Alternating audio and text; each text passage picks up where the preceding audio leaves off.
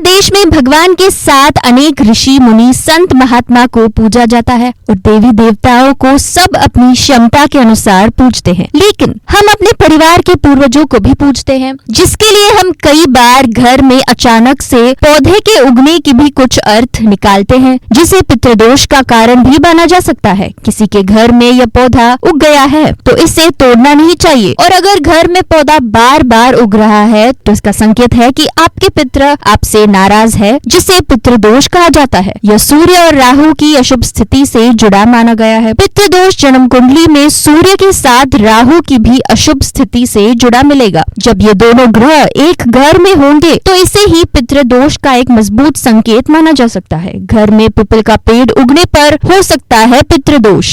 इस दोष से निजात पाने के लिए हमें मंत्र का जप करना चाहिए। ओम त्र्यंबकम यजामहे सुगंधिम पुष्टिवर्धनम उर्वारुकमिव बंधनान मृत्युर्मोक्षे मामृतात्, और तत्पुरुषाय विद्महि महादेवाय धीमहि तन्नो रुद्र प्रचोदयात्।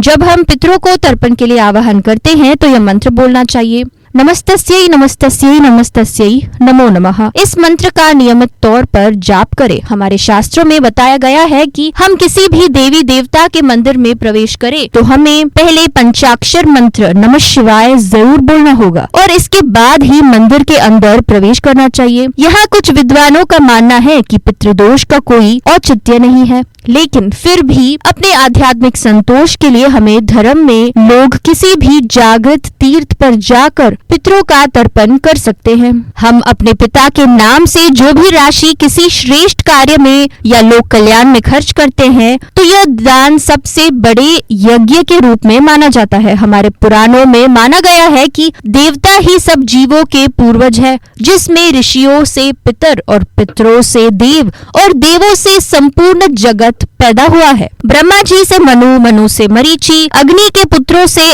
आगे चलकर पुत्र परंपरा से ही देवी देवता, दानव, दैत्य और मानव के मूल पूर्वजों को ही पितर कहा गया है। हमें श्राद्ध के दिन सुबह जल्दी उठते ही नहा धो लेना चाहिए और पूरे घर की साफ सफाई करके घर में गंगाजल या गौमूत्र छिड़क लेना चाहिए। सूर्योदय से दोपहर 12:24 तक श्राद्ध कार्य को कर लेना उचित होगा। अपना मुख दक्षिण दिशा की तरफ करके बाएं पैर को मोड़ते हुए बाएं घुटने को जमीन पर रखकर बैठे। हम पितरों की पसंद के वस्त्र और खाना दान करें। हमारे पितर हमेशा चाहते हैं कि उनकी वंश वृद्धि होती रहे, जिससे परिवार के लोग खुशी से पितरों को बार बार याद करते रहे। इसके लिए कर्म कांड के पंडितों को भोजन कराना महत्वपूर्ण माना जाता है। आपको सपने में पितर साथ बैठे या खुश दिखे या सफेद कपड़े पहने हुए दिखाई दे तो स्वप्न शास्त्र के अनुसार यह एक शुभ संकेत बताया गया है, यानी आपके पितृदेव आपसे खुश है, जिससे आपकी हर मनोकामना पूरी हो सकती है।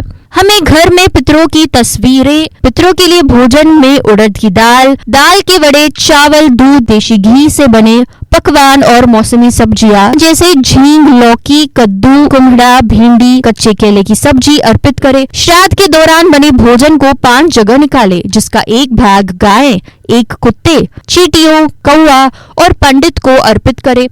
धर्मशास्त्र में कहा है कि पितरों का निवास चंद्रमा के ऊर्ध्व भाग में होता है। जो आत्माएं मरने के 100 वर्ष तक पुनर्जन्म नहीं ले पाते वे ही पितृदेव कहलाते हैं, और पितरों में श्रेष्ठ पितरों को न्याय देने वाले सदस्य माना गया है। जो लोग मन के सच्चे, साफ और दयालु किस्म के होते हैं वे ही पितरों के दर्शन कर पाते हैं।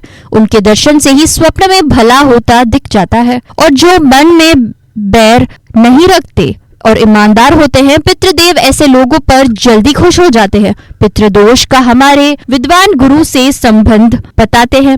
अगर हमारे गुरु ग्रह के साथ बुरे ग्रह 4, 8 और 12वें भाव में हो तो राशि नीच में होने के कारण निर्धनता होगी। लोटे में जल, फूल तर्पण के दौरान पूर्व दिशा की ओर मुख करना चाहिए।